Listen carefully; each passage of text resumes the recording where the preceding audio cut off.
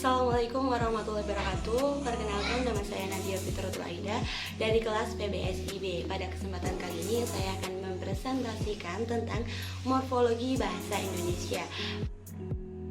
Pada kesempatan kali ini saya akan mempresentasikan hakikat morfologi dan istilah teknis morfologi dan prinsip-prinsip pengenalan morfologi. Jadi nanti kita akan membahas satu-satu untuk materi tersebut. Pada kesempatan kali ini bisa langsung kita simak saja untuk materinya. Jadi pada materi pertama itu ada hakikat morfologi.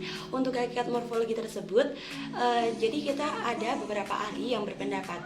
Menurut pendapat Ramlan sendiri itu menjelaskan bahwa morfologi adalah bagian dari ilmu bahasa yang membicarakan atau mempelajari seluk-beluk struktur kata serta pengaruh perubahan-perubahan struktur kata terhadap golongan dan arti kata. Hal tersebut dipertegas oleh Kristal yang sepakat bahwa morfologi adalah cabang tata bahasa yang menelaah struktur kata atau bentuk kata, utamanya melalui penggunaan morfem dalam kaitannya dalam penggunaan morfem. Terus Nida juga berpendapat menjelaskan bahwa morfologi adalah suatu kajian tentang morfem-morfem dan penyusunan morfem dalam rangka pembentukan kata.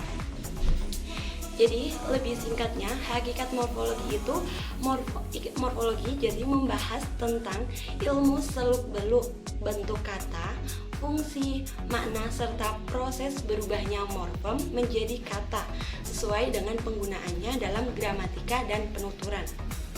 Pembentukan kata itu bisa disebut dengan morfem dan proses pembentukan kata itu dinamakan proses morfologis.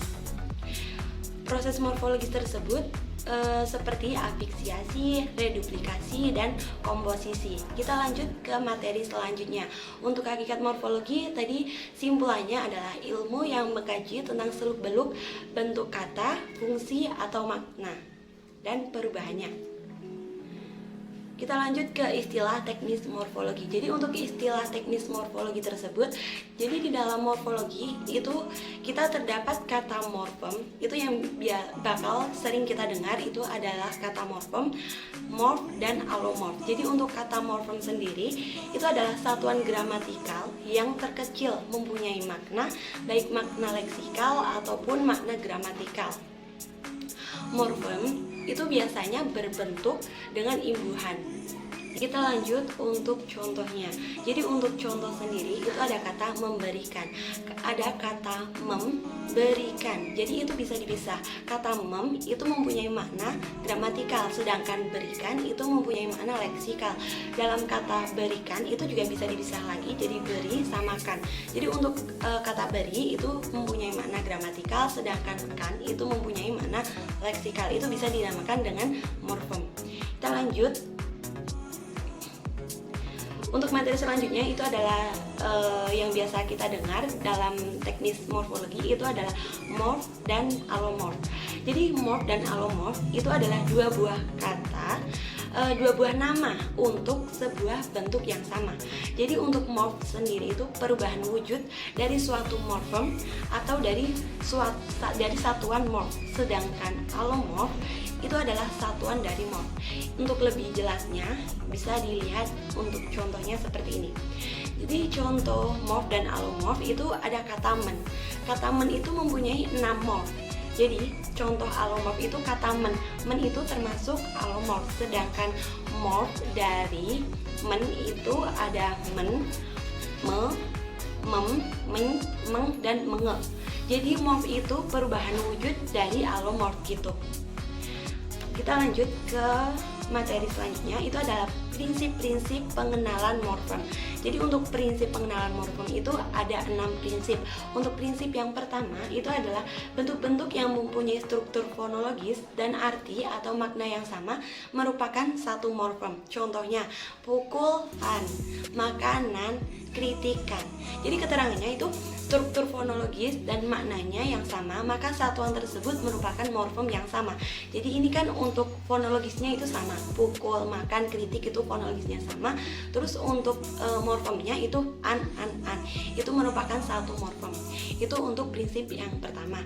Untuk prinsip yang kedua, Untuk prinsip yang kedua, itu ada bentuk-bentuk yang mempunyai struktur fonologis yang berbeda, merupakan satu morfem apabila bentuk-bentuk itu mempunyai arti atau makna yang sama.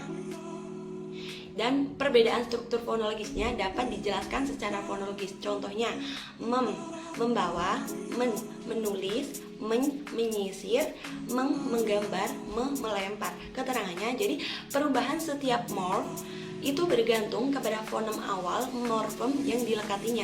Jadi pada kata membawa, itu fonem awalnya B, kan dari kata asal bawa.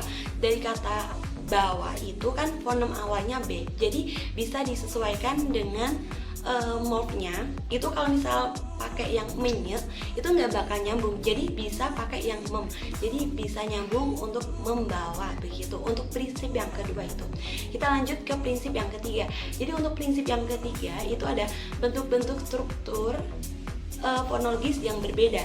Sekalipun perbedaannya tidak dijelaskan secara fonologis, masih dapat dianggap sebagai satu morfem apabila mempunyai makna yang sama dan mempunyai distribusi komplementer. Contohnya, berkarya, bertani, bercabang, belajar, beluncur, bekerja, berteriak, beserta. Untuk keterangannya, jadi kedudukan afiks yang tidak dapat bertukar tempat, itulah yang disebut distribusi komplementer. Jadi dalam berkarya itu tidak bisa diubah, ya.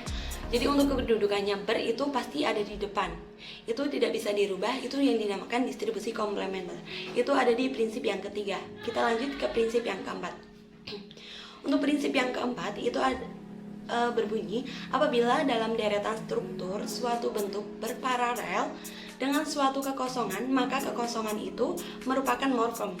Ialah yang disebut morfem zero. Contohnya, Rina membeli sepatu, Rina membaca novel, Rina makan pecel, Rina minum susu. Jadi untuk keterangannya, pada kalimat A dan B, Rina membeli susu, Rina membeli sepatu, dan Rina membaca novel, itu ada verba aktif transitif. Jadi itu yang membeli dan membaca itu ada kata itu merupakan suatu morfem. Terus untuk yang kalimat C dan D itu tidak ada morfemnya, tapi itu bisa disebut morfem karena sesama verba aktif transitif, hanya saja kata itu dikosongkan. Jadi itu yang dinamakan morfem zero. Morfem zero itu berarti berada di kalimat yang C sama D. Itu contohnya Rina makan pecel dan Rina minum susu. Kita lanjut ke prinsip selanjutnya. Itu ada prinsip kelima. Apabila bentuk yang mempunyai struktur fonologis yang sama itu berbeda maknanya, tentu saja merupakan fonem yang beda. Contohnya, Alfian membeli buku. Buku itu sangat mahal. Terus untuk kata yang C, Alfian membaca buku. Keterangannya nih, untuk satuan buku pada kalimat A dan B merupakan satu morfem yang sama karena maknanya sama. Jadi pada membeli buku itu sangat mahal, itu masih dalam satu kajian. Jadi itu tentang jual beli. Terus untuk yang C dan untuk kalimat yang C itu Alfian membaca buku, itu udah beda konteks. Jadi bukanlah morfem, itu bukan morfem yang sama karena maknanya beda.